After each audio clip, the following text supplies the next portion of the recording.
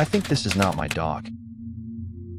Hey everyone, I don't usually post stuff like this, but I've been seeing things, feeling things, and I can't tell if it's real anymore or if I'm just going insane. My sister told me to talk to people online, said it might help.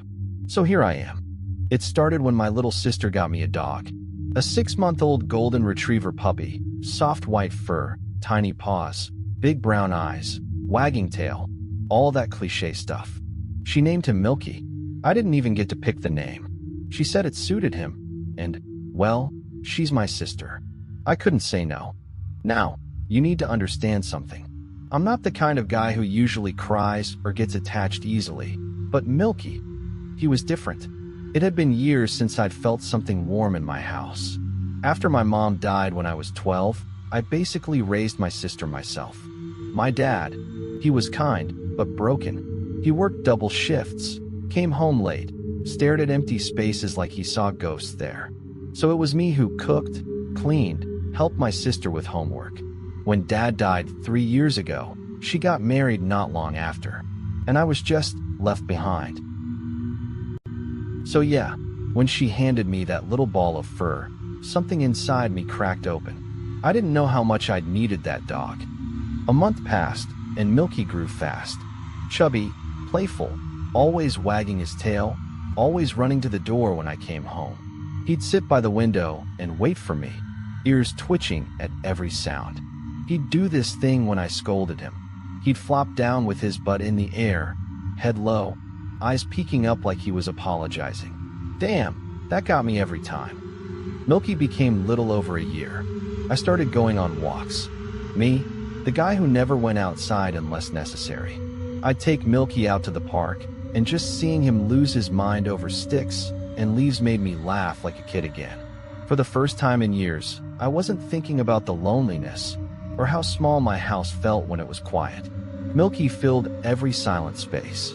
Then one weekend, I don't know why, maybe nostalgia, maybe boredom, I decided to drive up to our old family cabin. It's about a 2-hour drive from the city, deep in the woods. I hadn't been there since Dad died. My sister was surprised when I told her. She said it was good for me to get out, to go somewhere quiet. I brought Milky along, of course. The drive up was nice.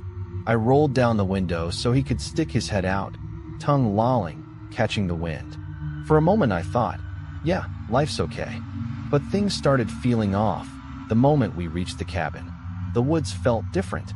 The air was heavy, still, like the trees were holding their breath. I leashed Milky, even inside the house, because the doors were old and the forest was thick. That first night, I woke up to the sound of rustling right outside my bedroom window. It was rhythmic, deliberate, like something or someone was pacing. When I opened my eyes, the sound stopped.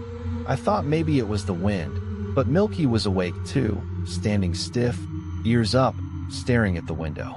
I tried to laugh it off, but my heart wouldn't slow down for a long time. The next morning, I went out to check. What I found made my stomach twist.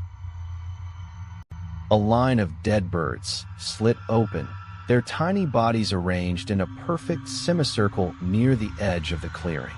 Not scattered, arranged, like someone or something was marking a boundary. That night, I didn't sleep. I stayed up listening. Just when I thought the noises were only one-time thing, it proved me wrong. Similar noises as if someone or something is dragging feet across floor. But this time, the noise didn't come from the window this time. It came from the kitchen. I grabbed a flashlight and cracked open the bedroom door. Milky darted out before I could stop him, nails clicking on the wooden floor. When I got to the kitchen, there was nothing, just quiet.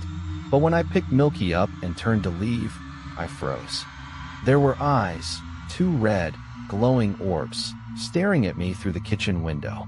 Too high up for an animal, too still for a person. I couldn't move, couldn't breathe. Then Milky bit my hand. Not hard, just enough to snap me out of it. He barked, and those eyes shifted. They moved downward, slowly, toward him, and stayed on him until I hit his face with my palm. I turned my back to those eyes with instinct, did not look back. I ran, slammed the door shut, and didn't sleep until morning.